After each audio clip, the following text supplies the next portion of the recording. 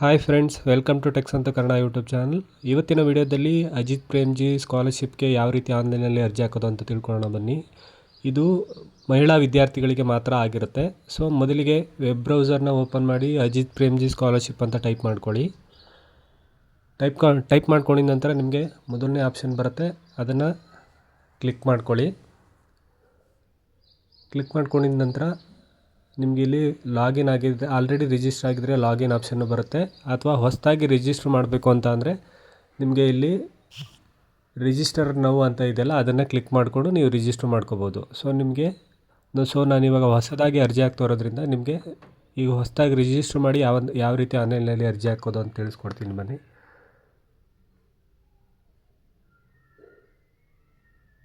So ಈ ರೀತಿ option ನಿಮಗೆ ಓಪನ್ ಆಗುತ್ತೆ. ಓಪನ್ ಆದ ನಂತರ ನಿಮ್ಮಲ್ಲಿ ಜೆಂಡರ್ನ ಸೆಲೆಕ್ಟ್ ಮಾಡ್ಕೋಬೇಕಾಗುತ್ತೆ, ಲೇಡೀಸಾ ಜೆಂಟ್ಸಾ ಅಂತವ. ಸೊ SSLC ಗೌರ್ಮೆಂಟ್ ಸ್ಕೂಲಲ್ಲಿ ಪಾಸ್ ಆಗಿರ್ತೀರ ಅಂತ ಕೇಳುತ್ತೆ, ಹೌದು ಅಂತ ಕೊಡಿ. ಹೌದು ಆಗಿದ್ದರೆ, ಸೊ ಇದು ಆ್ಯಕ್ಚುಲಾಗಿ SLC ಮತ್ತು PUC ಗೌರ್ಮೆಂಟ್ ಸ್ಕೂಲಲ್ಲಿ ಪಾಸ್ ಆಗಿದ್ದರೆ ಮಾತ್ರ ಈ ಸ್ಕಾಲರ್ಶಿಪ್ಗೆ ಎಲಿಜಿಬಲ್ ಆಗ್ತೀರಾ ನೀವು, ಇಲ್ಲ ಅಂದರೆ ಎಲಿಜಿಬಲ್ ಇರಲ್ಲ. ಸೊ ಇದನ್ನು ಕ್ಲಿಕ್ ಮಾಡಿದ ನಂತರ ನೀವು ಇಲ್ಲಿ ಯಾವ್ಯಾವ ಸ್ಟೇಟ್ ತೋರಿಸಿದ್ದಾರೆ ಆ ಸ್ಟೇಟಲ್ಲಿ ನೀವು 10th ಮತ್ತು PUCನ ಪಾಸ್ ಆಗಿರಬೇಕು. ಸೊ ಅದನ್ನು ಸೆಲೆಕ್ಟ್ ಮಾಡಿಕೊಂಡು ಎಸ್ ಇದ್ದರೆ ಎಸ್ ಅಂತ ಕೊಡಿ. ಸೊ ನೀವು ಆಲ್ರೆಡಿ 2 ಇಯರ್ ಕೋರ್ಸ್ ಡಿಗ್ರಿ ಅಥವಾ ಡಿಪ್ಲೊಮಗೆ ಜಾಯ್ನ್ ಆಗಿರ್ತೀರಾ ಅಂತ ಕೇಳುತ್ತೆ, ಅದನ್ನು ಕ್ಲಿಕ್ ಮಾಡಿಕೊಂಡು ಎಸ್ ಅಂತ ಕೊಡಿ.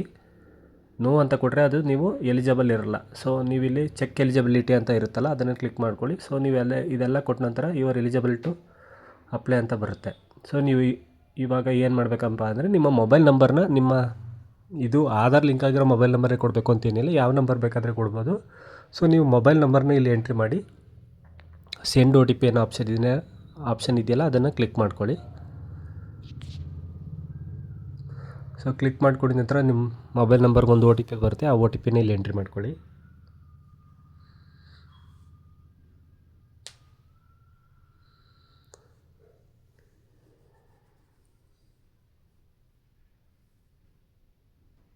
ಸೊ ಬಂದಂಥ OTPನ ವೆರಿಫೈ OTP ಅಂತ ಕ್ಲಿಕ್ ಮಾಡಿ ವೆರಿಫೈ ಮಾಡ್ಕೊಳ್ಳಿ. ವೆರಿಫೈ ಮಾಡ್ಕೊಂಡ ನಂತರ ನಿಮ್ಮ ಕೆಲವು ಡೀಟೇಲ್ಸ್ನ ಇಲ್ಲಿ ಎಂಟ್ರಿ ಮಾಡಬೇಕಾಗುತ್ತೆ. ಮತ್ತು ಇಲ್ಲಿ ನೀವು ಅರ್ಜಿ ಹಾಕಬೇಕಾದ್ರೆ ಯಾವ್ಯಾವ ಡಾಕ್ಯುಮೆಂಟ್ಸ್ ಬೇಕಪ್ಪ ಅಂತಂದರೆ ನಿಮ್ಮ photo, signature, SSLC marks card, PUC marks card, ಮತ್ತು ನೀವು ನಿಮ್ಮ ಬ್ಯಾಂಕ್ ಅಕೌಂಟು, ಮತ್ತು ನೀವು ಫೀಸ್ ಕಟ್ಟಿರ್ತೀರಲ್ಲ ಆ ರಿಸಿಪ್ಟ್ ಆದರೂ ಆಗುತ್ತೆ, ಅಥವಾ ನಿಮ್ಮ ಬೋನೋಫೈಡ್ ಸರ್ಟಿಫಿಕೇಟ್ ಅಂತನಾದರೂ ಇರುತ್ತೆ. ಅಂದರೆ ಮೀನ್ಸ್ ನೀವು ಕಾಲೇಜಲ್ಲಿ ಹೋದರೆ ನಿಮಗೆ ಕಾಲೇಜಿಂದ ಒಂದು ಬೋನೋಫೈಡ್ ಸರ್ಟಿಫಿಕೇಟ್ ಅಂತ ಬರ್ಕೊಡ್ತಾರೆ, ಅದಾದ್ರೂ ಅಪ್ಲೋಡ್ ಮಾಡ್ಬೋದು. ಅಥವಾ ಫೀಸ್ ರಿಸಿಪ್ಟ್ ಇದ್ದರೆ ಫೀಸ್ ರಿಸಿಪ್ಟ್ ಆದರೂ ಆಗುತ್ತೆ. ಫೀಸ್ ರಿಸಿಪ್ಟ್ಗೆ ನಿಮ್ಮ ಕಾಲೇಜಿಂದ ಅಟೆಸ್ಟೇಟ್ ಮಾಡಬೇಕಾಗುತ್ತೆ. ಅಟೆಸ್ಟೇಟ್ ಮೀನ್ಸ್ ಸೀಲು ಮತ್ತು ಸಿಗ್ನೇಚರ್ನ ಕಾಲೇಜಿಂದ ತೊಗೊಬರ್ಬೇಕಾಗುತ್ತೆ. ಈಗ ನೀವೇನು ಅಡ್ಮಿಷನ್ ಆಗಿರ್ತೀರ ಡಿಗ್ರಿ ಅಥವಾ ಡಿಪ್ಲೊಮಗೆ, ಅದನ್ನು ನೀವು ಇಲ್ಲಿ ಕೊಡಬೇಕಾಗತ್ತೆ. ಸೊ ಇವಾಗ ಆ್ಯಕ್ಚುಲಾಗಿ ಇದು SLC PUC ಅಂತ ತುಂಬ ಜನ ಕನ್ಫ್ಯೂಷನ್ ಆಗಿರ್ತಾರೆ. ಸೊ ಆ್ಯಕ್ಚುಲಾಗಿ ಇದು PUC ಸ್ಟೂಡೆಂಟ್ಸ್ಗೆ ಮಾತ್ರ.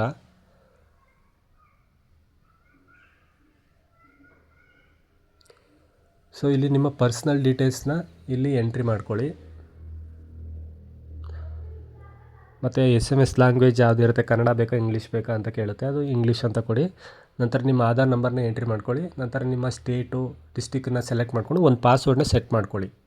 ಸೊ ಸೆಟ್ ಮಾಡ್ಕೊಂಡಿದ ನಂತರ ಅಲ್ಲಿ ಟಿಕ್ ಬಾಕ್ಸ್ ಇದೆ, ಕ್ಲಿಕ್ ಮಾಡಿಕೊಂಡು ಕನ್ಫರ್ಮ್ ಅಂತ ಕೊಡಿ. ಕನ್ಫರ್ಮ್ ಅಂತ ಕೊಟ್ಟ ನಂತರ ನಿಮಗೆ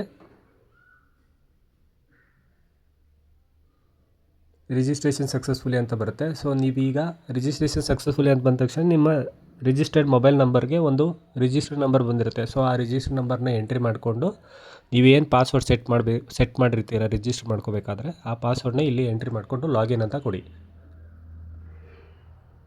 US ಸಮಥಿಂಗ್ ಏನೋ ಬರುತ್ತೆ, ಅದನ್ನು ಎಂಟ್ರಿ ಮಾಡ್ಕೊಳ್ಳಿ. ಎಂಟ್ರಿ ಮಾಡಿಕೊಂಡು ಪಾಸ್ವರ್ಡ್ನ ಎಂಟ್ರಿ ಮಾಡಿಕೊಂಡು ಲಾಗಿನ್ ಅಂತ ಕೊಡಿ. ಕೊಟ್ಟ ನಂತರ ನೀವು ರಿಜಿಸ್ಟರ್ ಆದಾಗ ಏನು ಹೆಸರು, ಏನು ಮೊಬೈಲ್ ನಂಬರ್ ಕೊಟ್ಟಿರ್ತೀರ ಅದು ಆಟೋಮೆಟಿಕ್ಕಾಗಿ ಫಿಕ್ಸ್ ಆಗುತ್ತೆ. ಸೊ ಇಲ್ಲಿ ಕಂಪ್ಲೀಟ್ ಯುವರ್ ಬೇಸಿಕ್ ಇನ್ಫಾರ್ಮೇಷನ್ ಅಂತ ಇದೆಯಲ್ಲ, ಪ್ರೊಸೀಡ್ ಅಂತ ಕೊಟ್ಟು ನಿಮ್ಗೆ ಹಿಂಗೆ ರಿಜಿಸ್ಟರ್ ಆಗೋದಾಗಲೇ ನಿಮ್ಮ ಕೆಲವು ಡೀಟೇಲ್ಸು ಆಟೋಮೆಟಿಕ್ ಫೆಚ್ ಆಗಿರುತ್ತೆ, ಹೆಸರು ಮತ್ತು ಫೋನ್ ನಂಬರು. ಸೊ ಮಿಕ್ಕಿ ಡೀಟೇಲ್ಸ್ ಎಲ್ಲ ನೀವು ಇಲ್ಲಿ ಮ್ಯಾನ್ಯುವಲಿ ಎಂಟ್ರಿ ಮಾಡಬೇಕಾಗತ್ತೆ. ಡೇಟ್ ಆಫ್ ಬರ್ತು, ತಂದೆ ಹೆಸರು, ಇಮೇಲ್ ID, ಮತ್ತು ಅಡ್ರೆಸ್ಸು ಎಲ್ಲನೂ 1 by 1 ನೀಟಾಗಿ ಎಂಟ್ರಿ ಮಾಡ್ಕೊಳ್ಳಿ. ಕೇರ್ಫುಲ್ಲಾಗಿ ಎಂಟ್ರಿ ಮಾಡಿ. ಆದಷ್ಟು ನೀವು ಕರೆಕ್ಟಾಗಿ ಎಂಟ್ರಿ ಮಾಡಿದರೆ ನಿಮಗೆ ಸ್ಕಾಲರ್ಶಿಪ್ಪು ಬರುತ್ತೆ. ಸೊ ಏನಾದರೂ ಮಿಸ್ಟೇಕ್ಸ್ ಇದ್ದರೆ ಅದೂ ರಿಜೆಕ್ಟ್ ಆಗೋಕ್ಕೆ ರೀಸನ್ ಆಗಿರುತ್ತೆ. ಸೊ ಎಂಟರ್ ಮಾಡಬೇಕಾದ್ರೆ ಡೀಟೇಲ್ಸನ್ನು ಕೇರ್ಫುಲ್ಲಾಗಿ ಪೂರ್ತಿಯಾಗಿ ಎಂಟ್ರಿ ಮಾಡಿ.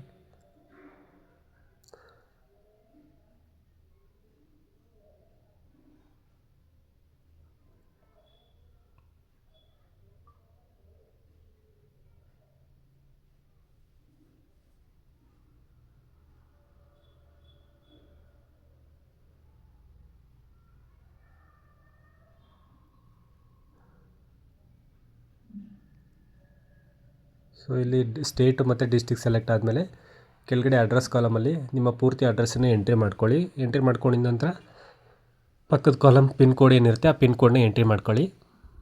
ನಿಮ್ಮ ಸ್ಥಳದ ಪಿನ್ ಕೋಡ್ ಏನಿರುತ್ತೆ ಅದನ್ನು ಎಂಟ್ರಿ ಮಾಡಿ. ಎಂಟ್ರಿ ಮಾಡಿದ ನಂತರ ಸೇವ್ ಅನ್ನೋ ಆಪ್ಷನ್ನ ಕೊಟ್ಟು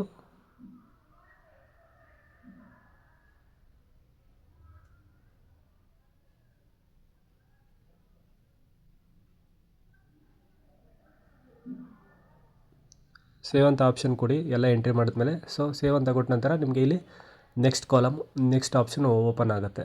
ಸೊ ಕ್ರಿಯೇಟ್ ನ್ಯೂ ಅಪ್ಲಿಕೇಶನ್ ಅಂತ. ಸೊ ಅದನ್ನು ಕ್ಲಿಕ್ ಮಾಡ್ಕೊಳ್ಳಿ. ಕ್ಲಿಕ್ ಮಾಡ್ಕೊಂಡಿದ ನಂತರ ನಿಮಗೆ ಇಲ್ಲಿ ಫೋಟೋ ಮತ್ತು ಸಿಗ್ನೇಚರ್ನ ಅಪ್ಲೋಡ್ ಮಾಡಬೇಕಾಗುತ್ತೆ. ಸೊ ಫೋಟೋ ಸಿಗ್ನೇಚರ್ನ ಯಾವ ರೀತಿ ಅಪ್ಲೋಡ್ ಮಾಡಬೇಕು ಅಂತ ನಿಮ್ಗೆ ಇನ್ಫಾರ್ಮೇಷನ್ ಕೊಟ್ಟಿದ್ದಾರೆ ನೋಡಿ. ಎಷ್ಟು MB ಇರಬೇಕು, ಯಾವ ಸೈಜಲ್ಲಿ ಇರಬೇಕು ಅದೆಲ್ಲನೂ ಇಲ್ಲಿ ಕೊಟ್ಟಿದ್ದಾರೆ. ಸೊ ಇದೆಲ್ಲನೂ ನೀವು ಮುಂಚೆನೇ ಫೋಟೋ ಮತ್ತು ಸಿಗ್ನೇಚರ್ನ ಮುಂಚೆನೇ ಸ್ಕ್ಯಾನ್ ಮಾಡಿ ಇಟ್ಕೊಳ್ಳಿ. ಸ್ಕ್ಯಾನ್ ಮಾಡಿ ಇಟ್ಕೊಂಡ್ರೆ ನಿಮಗೆ ಅರ್ಜಿ ಹಾಕೋದು ಬೇಗ ಅರ್ಜಿ ಮಾಡ್ಕೋಬೋದು. ಸೊ ಇವಾಗ ನಾನು ಮುಂಚೆನೇ ಆಲ್ರೆಡಿ ಡಾಕ್ಯುಮೆಂಟ್ಸ್ ಎಲ್ಲ ಸ್ಕ್ಯಾನ್ ಮಾಡಿ ಇಟ್ಕೊಂಡಿದ್ದೀನಿ. ಸೊ ಅದರಿಂದ ಇವಾಗ ಡಾಕ್ಯುಮೆಂಟ್ಸ್ನ ಅಪ್ಲೋಡ್ ಮಾಡ್ತಾಯಿದ್ದೀನಿ. ಫೋಟೋ ಮತ್ತು ಸಿಗ್ನೇಚರ್ನ ಅಪ್ಲೋಡ್ ಮಾಡ್ತೀನಿ ಈಗ. ಸೊ ಅಪ್ಲೋಡ್ ಫೈಲ್ ಅಂತಿದೆಯಲ್ಲ ಅದನ್ನು ಕ್ಲಿಕ್ ಮಾಡಿಕೊಂಡು ನಿಮ್ಮ ಫೋಟೋನ ಅಪ್ಲೋಡ್ ಮಾಡ್ಕೊಳ್ಳಿ. ನಂತರ ಪಕ್ಕದಲ್ಲೇ ಸಿಗ್ನೇಚರ್ ಅನ್ನೋ ಆಪ್ಷನ್ ಇದೆಯಲ್ಲ ಅದನ್ನು ಕ್ಲಿಕ್ ಮಾಡಿಕೊಂಡು ಸಿಗ್ನೇಚರ್ನ ಅಪ್ಲೋಡ್ ಮಾಡಿಕೊಂಡು ಸೇವ್ ಆ್ಯಂಡ್ ನೆಕ್ಸ್ಟನ್ನು ಕೊಡಿ. ಸೊ ನೀವು ಸೇವ್ ಆ್ಯಂಡ್ ನೆಕ್ಸ್ಟನ್ನು ಕೊಟ್ಟ ನಂತರ ಇಲ್ಲಿ ನೆಕ್ಸ್ಟು ನಿಮ್ಮ ಆಧಾರ್ ಕಾರ್ಡ್ನ ನೀವು ಇಲ್ಲಿ ಅಪ್ಲೋಡ್ ಮಾಡಬೇಕಾಗತ್ತೆ. ಸೊ ಮುಂಚೆನೇ ಆಧಾರ್ ಕಾರ್ಡ್ನ ಸ್ಕ್ಯಾನ್ ಮಾಡಿ ಇಟ್ಕೋಬೇಕಾಗತ್ತೆ ನೀವು. ಸೊ ಆ ಸ್ಕ್ಯಾನ್ ಮಾಡಿ ಇಟ್ಕೊಂಡಂಥ ಫೈಲ್ನ ಇಲ್ಲಿ ಅಪ್ಲೋಡ್ ಫೈಲ್ ಅಂತ ಆಪ್ಷನ್ ಇದೆ ಅದನ್ನು ಕ್ಲಿಕ್ ಮಾಡ್ಕೊಳ್ಳಿ. ಸೊ ಆ್ಯಕ್ಚುಲಿ ನಾನು ಏನೇನು ಡಾಕ್ಯುಮೆಂಟ್ಸ್ ಬೇಕು ಅಂತ ನಿಮಗೆ ಲೀಸ್ಟ್ ಕೊಟ್ಟಾಗ ಆಧಾರ್ ಕಾರ್ಡ್ನ ಹೇಳಿರಲಿಲ್ಲ. So sorry. ಸೊ ಆಧಾರ್ ಕಾರ್ಡ್ನ ಇಲ್ಲಿ ಅಪ್ಲೋಡ್ ಮಾಡಬೇಕಾಗತ್ತೆ. ಸೊ ಆಧಾರ್ ಕಾರ್ಡ್ ಅಪ್ಲೋಡ್ ಮಾಡಿದ ನಂತರ ನಿಮಗೆ ಇಲ್ಲಿ ಬ್ಯಾಂಕ್ ಡೀಟೇಲ್ಸ್ನ ಎಂಟ್ರಿ ಮಾಡಬೇಕಾಗತ್ತೆ. ಸೊ ಬ್ಯಾಂಕ್ ಸ್ಟೇಟ್ಮೆಂಟ್ ಆದ್ರೂ ಆಗುತ್ತೆ ಅಥವಾ ಬ್ಯಾಂಕ್ ಪಾಸ್ಬುಕ್ ಆದ್ರೂ ಆಗುತ್ತೆ. ಸೊ ನೀವು ಇಲ್ಲಿ ನಿಮ್ಮ ಬ್ಯಾಂಕ್ ಡೀಟೇಲ್ಸ್ನ ಮ್ಯಾನ್ಯುಯಲಿ ಎಂಟ್ರಿ ಮಾಡ್ಕೋಬೇಕಾಗತ್ತೆ. ಸೊ ಅಕೌಂಟ್ ಹೋಲ್ಡರ್ ನೇಮು, ತಂದೆ ಅಥವಾ ತಾಯಿ ಹೆಸರು, IFSC ಕೋಡ್ ಹಾಕಿದ ತಕ್ಷಣ ನಿಮಗೆ ಬ್ರ್ಯಾಂಚು, ಬ್ಯಾಂಕ್ ನೇಮು ಎಲ್ಲ ಅದೇ ಆಟೋಮೆಟಿಕ್ಕಾಗಿ ಫಿಕ್ಸ್ ಆಗುತ್ತೆ. ಸೊ ಅದಾದ ನಂತರ ನಿಮಗೆ ಇಲ್ಲಿ 2 ಸಲ ಅಕೌಂಟ್ ನಂಬರ್ನ ಕೇಳುತ್ತೆ. ಸೊ ಅಕೌಂಟ್ ನಂಬರ್ನ ಎಂಟ್ರಿ ಮಾಡ್ಕೊಳ್ಳಿ. ಅಕೌಂಟ್ ನಂಬರ್ನ ಎಂಟ್ರಿ ಮಾಡಿದ ನಂತರ ನಿಮ್ಮ ಏನು ಪಾಸ್ಬುಕ್ಕು ಮುಂಚೆನೇ ಸ್ಕ್ಯಾನ್ ಮಾಡಿ ಇಟ್ಕೊಂಡಿರ್ತೀರ ಆ ಪಾಸ್ಬುಕ್ನ ಇಲ್ಲಿ ಅಪ್ಲೋಡ್ ಮಾಡಬೇಕಾಗುತ್ತೆ.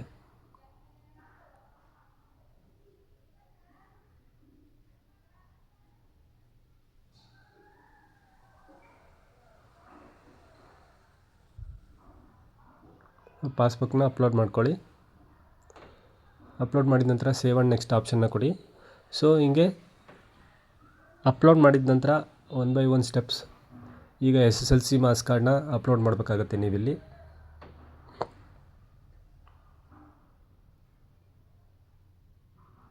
ಸೊ ಅಪ್ಲೋಡ್ ಮಾಡಿದ ನಂತರ ಸೇವ್ ಆ್ಯಂಡ್ ನೆಕ್ಸ್ಟನ್ನು ಕೊಡಿ. SSLC ಮಾರ್ಕ್ಸ್ ಕಾರ್ಡ್ ಆದ ನಂತರ PUC ಮಾರ್ಕ್ಸ್ ಕಾರ್ಡ್ನ ಇಲ್ಲಿ ಅಪ್ಲೋಡ್ ಮಾಡಬೇಕಾಗತ್ತೆ ನೀವು.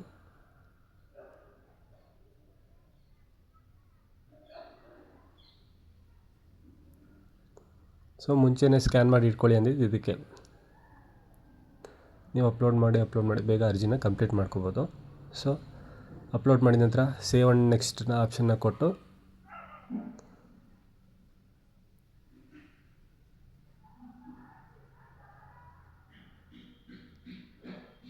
ಸೊ ಇದೆಲ್ಲ ಆದ ನಂತರ ನಿಮಗೆ ಕೊನೆಯದಾಗಿ admission proof, college fees receipt ಅಥವಾ ಬೋನೋಫೈಡ್ ಸರ್ಟಿಫಿಕೇಟ್ ಎರಡನ್ನು ಕೇಳುತ್ತೆ. ನೀವು ಯಾವುದಾದ್ರೂ ಒಂದನ್ನು ಅಪ್ಲೋಡ್ ಮಾಡ್ಕೊಳ್ಳಿ. ಅಪ್ಲೋಡ್ ಮಾಡಿದ ನಂತರ ಸೇವ್ ಆ್ಯಂಡ್ ನೆಕ್ಸ್ಟನ್ನು ಕೊಡಿ. ಸೊ ಸೇವ್ ಆ್ಯಂಡ್ ನೆಕ್ಸ್ಟ್ ಕೊಟ್ಟ ನಂತರ ನಿಮಗೆ ಇಲ್ಲಿ ಇನ್ಫಾರ್ಮೇಷನ್ ಇರುತ್ತೆ ಅದೆಲ್ಲನೂ ನೀಟಾಗಿ ಓದ್ಕೊಂಡು ಆ ಟಿಕ್ ಬಾಕ್ಸ್ನ ಕ್ಲಿಕ್ ಮಾಡ್ಕೊಳ್ಳಿ. ಸೊ ತುಂಬ ಜನಕ್ಕೆ ಆ ಟಿಕ್ ಬಾಕ್ಸ್ ಗೊತ್ತಾಗಲ್ಲ. ಸೊ ಸುಮ್ಮನೆ ಕೆಳಗಡೆ ಬಂದು ಸಬ್ಮಿಟ್ ಕೊಡ್ತಾ ಇರ್ತೀರ. ಸೊ ಅದರಿಂದ ಟಿಕ್ ಬಾಕ್ಸ್ನ ಕ್ಲಿಕ್ ಮಾಡಿಕೊಂಡು ಕೆಳಗಡೆ ಬಂದು ಅಗ್ರಿ ಅಂತ ಕೊಟ್ಟು ಸಬ್ಮಿಟ್ ಅಪ್ಲಿಕೇಶನ್ ಕೊಡಿ. ಮತ್ತು ನೀವೇನೇ ಡಾಕ್ಯುಮೆಂಟ್ಸ್ ಅಪ್ಲೋಡ್ ಮಾಡಿರ್ತೀರ ಅದೆಲ್ಲನೂ ಮತ್ತೆ ಇಲ್ಲಿ ಇನ್ನೊಂದು ಸಲ ಕನ್ಫರ್ಮೇಷನ್ ಮಾಡಬೇಕಾಗುತ್ತೆ. ಸೊ ಇದೆಲ್ಲ ಟಿಕ್ ಮಾಡಿಕೊಂಡು ನೆಕ್ಸ್ಟನ್ನ ಕೊಟ್ಟು ನೀವು ಅಪ್ಲಿಕೇಶನ್ನ ಕಂಟಿನ್ಯೂ ಮಾಡಬೇಕಾಗತ್ತೆ. ಸೊ ಎಲ್ಲ ಸರಿ ಇದೆಯಾ ಅಂತ ಒಂದು ಸಲ ಕನ್ಫರ್ಮ್ ಮಾಡ್ಕೊಳ್ಳುತ್ತೆ ಅದೇ. ಸೊ ಇದೆಲ್ಲ ಸಬ್ಮಿಟ್ ಕೊಟ್ಟ ನಂತರ ಓಕೆ ಕೊಟ್ಟು ಸೊ ನಿಮಗಿಲ್ಲಿ ಅಪ್ಲಿಕೇಶನ್ ನಂಬರ್ ಒಂದು ಜನ್ರೇಟ್ ಆಗುತ್ತೆ, ಅಪ್ಲಿಕೇಶನ್ ಸ್ಟೇಟಸ್ಸು ಮತ್ತು ಅಪ್ಲಿಕೇಶನ್ ಎಡಿಟ್ ಕೂಡ ಮಾಡ್ಬೋದು. ಸೊ ಎಡಿಟ್ ಆಪ್ಷನ್ ಇದ್ದರೆ ಏನಾದ್ರು ತಪ್ಪಿದರೆ ಎಡಿಟ್ ಮಾಡ್ಕೊಳ್ಳಿ. ಸೊ ಇಲ್ಲ ಡೌನ್ಲೋಡ್ ಅಪ್ಲಿಕೇಶನ್ ಅನ್ನೋ ಆಪ್ಷನ್ ಇದೆಯಲ್ಲ ಅದನ್ನು ಕ್ಲಿಕ್ ಮಾಡಿಕೊಂಡು ನಿಮಗೆ ಒಂದು PDF ಜನ್ರೇಟ್ ಆಗುತ್ತೆ.